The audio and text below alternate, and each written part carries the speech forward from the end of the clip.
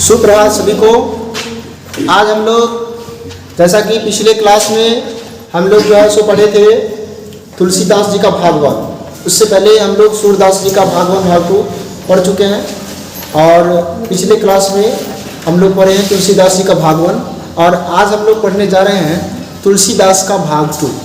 कौन सा भाग पढ़ने जा रहे हैं बच्चों? भाग 2 पढ़ने जा रहे हैं। तो भाग 2 को हम लोग पढ़ेंगे, ठीक है। तो आइए हम लोग भाग 2 को शुरू करते हैं।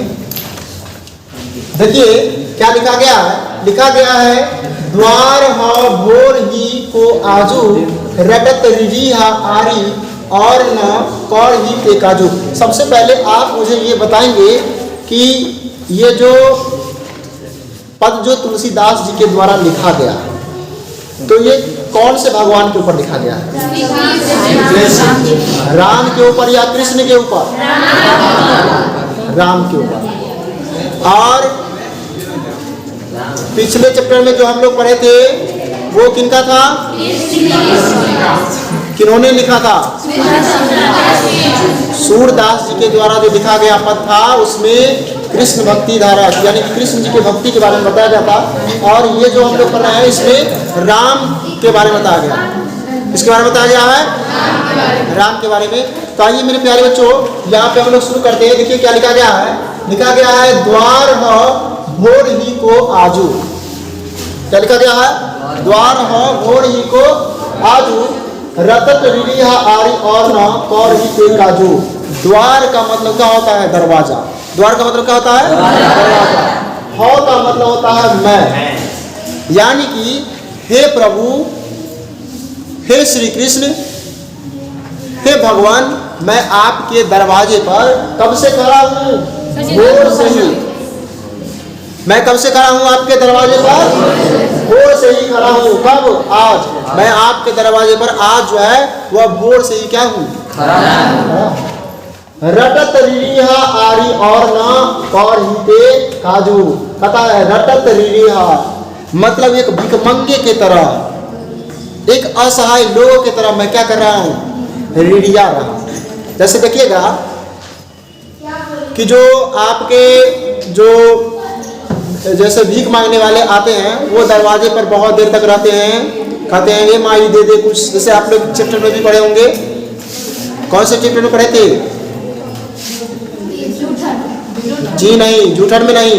आप एक हिंदी के एक क्या कहते हैं, हिंदी की एक कहानी पढ़े होंगे। उस कहानी में जो है सो बर्मा की लड़कियां आती है जिसको क्रिस्टान कहता है उस सिपाही की माँ। बिल्कुल सही कहा, सिपाही की माँ चक्कर में जिस प्रकार से वो भीख मंगे की तरह मांगते हैं उसी प्रकार से यहाँ पे तुलसीदास जी कहते हैं कि द्वार हो भोर ही को आजू, मैं आपके द्वार पर भोर से ही आज हूँ।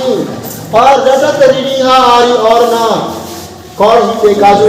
रटत रिरीहा मतलब मैं रट रहा हूँ, रिरिया रहा हूँ, एक भीख मंगे की तरह मैं मांग रहा हूँ। मैं क्या मांग रहा हूँ? आरी। क्या मांग रहा हूँ? आरी। आरी का मतलब क्या होता है? आश्रय। क्या होता है बच्चों? आश्रय। मतलब ये एक भिखमंगे की तरह ये आश्रय मांग रहे हैं। किनसे? भगवान राम से। ठीक है, किसे? भगवान राम से ये क्या मांग रहे हैं? आश्रय मांग रहे हैं। और नहीं कौर ही पे काजू करता है मतलब आप मुझे सिर्फ जो है मतलब कि निवाले के रूप में मुझे कुछ दे दीजिए। ठीक है, मुझे आप निवाले के रूप में कुछ दे दीजिए। ये इस तरह की क्या मांग रहे हैं? आश्रय मांग रहे हैं। कौन आश्रय मांग रहे हैं मेरे प्यारे बच्चों? फिर कहता है कली कराल दुकाल दारुण सब कुंभाती कुसाजू। कली का मतलब होता है कलयुग। कली मतलब क्या होता है? कलयुग। कराल का मतलब होता है कठिन, दुकाल का मतलब होता है बुरा समय, दारुण का मतलब होता है भयानक और कुंभाती का मतलब होता है बुरी तरह और कुसाजू का मतलब होता है अव्यवस्थित। फिर कहता है नीच जन मन ऊंच जैसी कोड में हाजू। कहता है हे प्रभु ये कलयुग है। ये प्रभु क्या है? कलयुग है। अभी का समय जो है ये दौर जो है वह बहुत क्या चल रहा है? बुरा चल रहा है। ठीक है, बहुत कराल चल रहा है, बहुत कठिन चल रहा है, दुकाल बुरा समय चल रहा है, भयानक चल रहा है। ठीक है, एकदम बुरी तरह पूर्ण रूप से क्या है? अव्यवस्थित है। ये जो समय है यह भयानक है, यह कठिन है, और ये समय पूरा क्या चल रहा है? अव्यवस्थित चल रहा है। बताया नीच जन, मैं नीचा व्यक्ति हूं, मैं नीचा लोग हूं। मन ऊंच, लेकिन मेरा मन जो है वह क्या है? ऊंचा। पता है जैसी कोढ़ में खाजो, जैसे कोढ़ में खाजो है ना, कोढ़ एक तरह प्रकार का बीमारी होता है जिसको त्वचा रोग कहते हैं। त्वचा एक प्रकार का रोग होता है जिसमें त्वचा जो है वह लाल लाल हो जाता है, ठीक है। और उसमें अगर खाज हो जाएगा तो क्या होता है? खुजली होने लगता है। खाज मतलब खुजली होता है।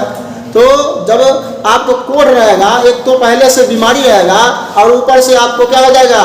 एक और बीमारी हो जाएगी उसी चमड़ा पे, ठीक है। तो क्या होता है? इसको देखो, वैसे कोढ़ में खाज, कोढ़ में खाज होना एक मुहावरा भी है, दुख में और दुख होना, ठीक है। कोझ में खाज होना का मतलब क्या होता है? दुख में और दुख होना। तो वही कहता है कि नीच जन मन ऊंच, मैं नीचा व्यक्ति हूँ लेकिन मेरा मन ऊंचा है। कैसा? जैसे कोढ़ में खाज होना, यानी कि दुख के समय में मुझे और भी क्या मिल रहा है? दुख मिल रहा है। ऐसी बात कौन बोल रहे हैं? तुलसीदास बोल रहे हैं। कौन बोल रहे बच्चों? तुलसीदास बोल रहे हैं। फिर ये कहते हैं हरि हिया में सदैव बूझियो जाई साधु समाजु। पता है हरि हिया में सदैव बूझियो, पता है मेरा हृदय जो है, हिया मतलब होता है हृदय, मेरा हृदय जो है वह हिहर गया है। जैसे बच्चा लोग को अगर तुम कुछ बिस्किट दिखा दो और उसको नहीं दो तो बच्चा लोग एकदम हिहर जाता है, ठीक है। वह बिस्कुट मांगने के लिए रोने लगता है। अर्थात यहाँ पे आपको कभी भी यही बात कहते हैं कि मेरा हृदय जो है वह हिहर गया है। क्या हो गया है? हिहर गया है। पता है हरि हिया में सदैव बूझियो जाई साधु समाज, और मेरा हृदय जो हिहर गया है, ठीक है। तो इसके लिए मैं साधु समाज, जो साधु समाज के लोग हैं, जो संत समाज के लोग हैं, उन समाज के पास मैं जाता हूँ और उनसे मैं कुछ पूछता हूँ, ठीक है, कि हम लोग के लिए भी कोई आश्रय है या नहीं है। तो मोह से कहूँ कतहु कोई, कतहु को तीना कहो कोस राजू। तो मुझसे किसी ने कहा, तो मुझसे किसी ने कहा, क्या कहा?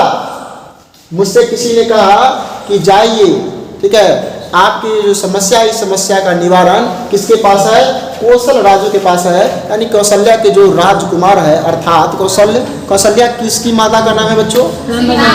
श्री राम की माँ का नाम कौशल्या था। तो कौशल राजू मतलब कौशल्या की माँ जो है, ठीक है। तो कौशल्या जो है वह राम की माँ है। तो कौशल के राजकुमार के बारे में अर्थात राम के बारे में कहा जा रहा है कि आपके जो ये दीनता, आपकी जो दरिद्रता है, या आप जो अपनी क्या चाहते हैं, या अपनी आप जो मोक्ष चाहते हैं, ठीक है, ये उन सभी चीज़ की शरण जो है वो आपको कहाँ जाकर मिलेगा?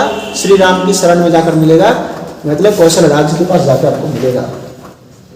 कहता है दीन का दारिद दलय को कृपा वार दी बाजू, दानी दशरथ राय के तू बनाई के सिरताजू। कहता है दीनता दारिद दलय को कृपा वार दी बाजू। कहता है दीन दुखियों के लिए हे प्रभु आप क्या हैं?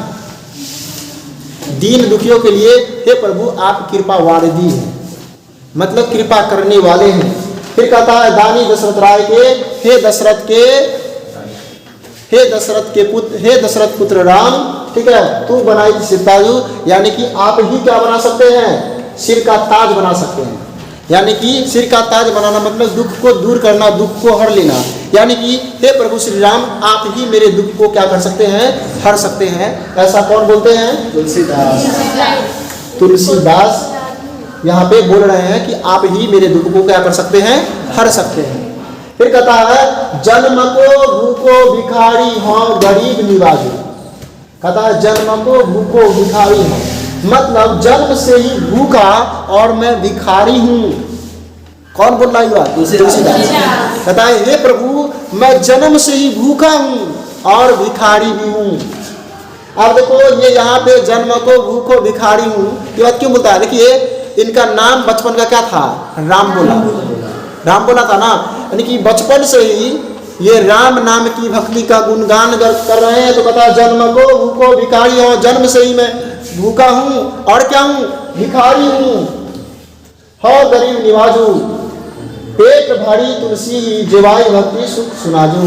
कहता है हे गरीबों के पालनहार, ठीक है, पेट भारी तुलसी मतलब तुलसी दास जो है वो कह रहे हैं कि मेरा पेट जो है वह भर जाता है, ठीक है। जेवाई भक्ति सुनाजू, यानी कि जेवाई का मतलब कहता है खिलाइए, और भक्ति का मतलब भक्ति सुधा का मतलब क्या, सुधा मतलब होता है क्या, अमृत।